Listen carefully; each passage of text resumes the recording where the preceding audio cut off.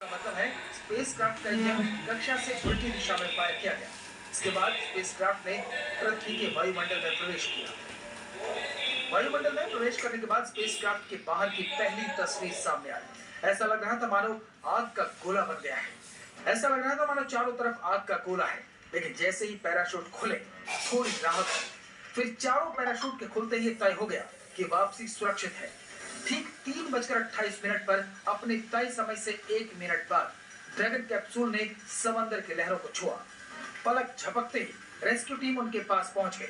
उसके बाद कैप्सूल को एक बोट के जरिए रेस्क्यू टीम के मदरशिप तक लाया गया। एक क्रेन के जरिए कैप्सूल को मदरशिप पर चढ़ाया गया और फिर शुरू हुआ एस्ट्रोनॉट्स को बाहर निकाले जाने का सिलसिला। हैच खोलने की प्रक्रिया 30 मिनट तक चली। उस दौरान ही सुनीता विलियम्स के पैतृक गांव मेहसाणा में कि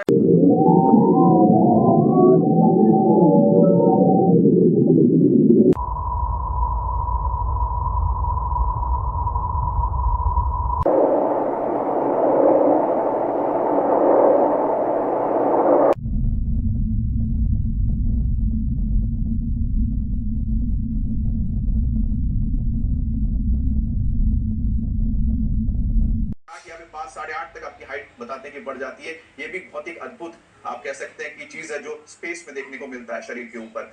आखिरकार आज सुनीता विलियम्स पृथ्वी पर लौट आई, जिसे लेकर उनके पैतृक गांव झुलसान जो है आईएसएस से अलग होता है, तो उस वक्त एक स्प्रिंग होती है छोटी सी, आप कह सकते हैं, उससे एक धक्का लगाया जाता है उसको, ताकि वो उसके आईएसएस से थोड़ा दूर चला जाए। ऐसा इसलिए किया जाता है क्योंकि वहां वैक्यूम है, दोनों ही ऑब्जेक्ट वहां पर ट्रैवल कर रहे हैं। ऐसे में अगर थोड़ा सा भी उसका ओरिएंटेशन चेंज होता है तो इसकी बात की बहुत संभावना होती है कि वो जाकर स्पेस क्राफ्ट से अंतरिक्ष स्टेशन से जाकर टकरा जाए, बहुत बड़ी हानि वहां पर हो सकती है। इसीलिए उसके बाद जब उसे वहां से अलग किया जाता है, उसके बाद उसके थ्रस्टर्स ऑन किए जाते हैं और उसे पृथ्वी की उस कक्षा में डाला जाता है जहां से उसे खींचकर पृथ्वी की तरफ खींचा जा सके। तो इस प्रक्रिया में काफी समय लगता है, उसको पूरा पृथ्वी के बार बार चक्कर लगाने पड़ती हैं। और उसके बाद जब वो समय आता है जब ऐसा लगता है कि वहां से उसे पृथ्वी की तरफ खींचा जा सकता है, वहां पर एक बार फिर उसके थ्रस्टर्स को ऑन किया जाता है और उसके बाद वो पृथ्वी के वायुमंडल को चीरता हुआ, जो विजुअल्स जिसका जिक्र भी हम कर रहे हैं लगातार, एक फायरी बॉल बनती है। जब एस्ट्रोनॉट उसको अंदर से देखेंगे स्पेस शिप के अंदर से, तो ऐसा लगेगा कि कोई आग के गोले से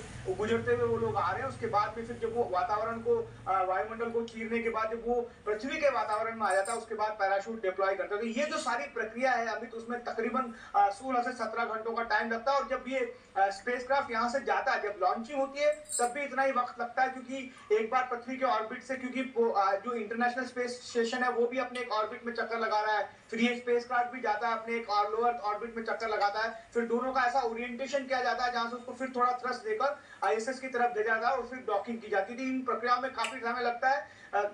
16-17 घंटे नॉर्मल बात है। हमने देखा है कि कुछ ऐसे मिशन भी हैं जहां पर 4 से 5 दिन का वक्त भी लगा है।